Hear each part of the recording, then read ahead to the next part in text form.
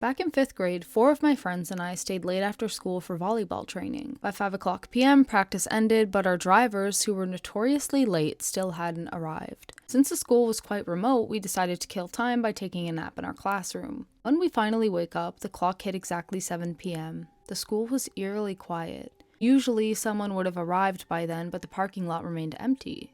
As we stood up to stretch, a heavy, cold feeling of unease settled over us. That's when my friend gasped.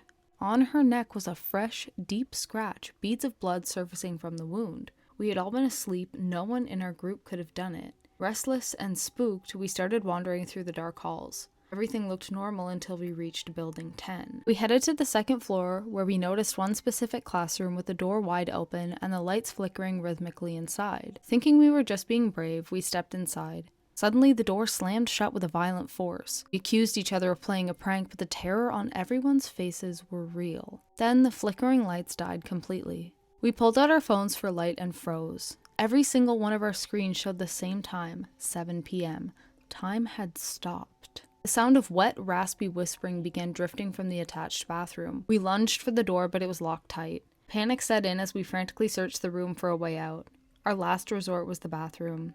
It was ancient, mirrors shattered, smelling of decay. There, sitting in the bottom of a stained bathtub, was a heavy, rusty key. We grabbed it, unlocked the door, and bolted toward the hallway. In the distance, silhouetted by a single, weak bulb, stood a figure. It was a tall, shadow-like entity wearing a girl's school uniform. Her fingers were impossibly long, twitching at her sides. As she began to glide toward us, we scrambled into a kindergarten classroom and dove under the tables. The door creaked open. Through the shadows, we saw her. Her face was a map of jagged scars, and where her eyes should have been, there was only empty black skin.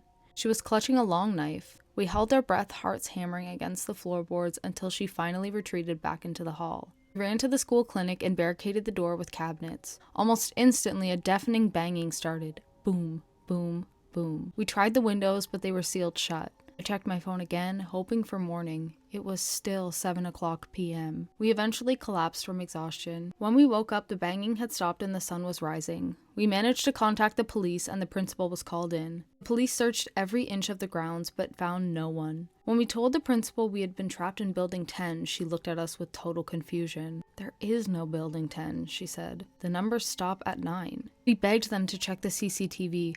The footage showed us leaving the school grounds right after practice. There was no footage of us sleeping, no footage of us running, and certainly no footage of a woman with a knife. We never stepped foot on that campus again."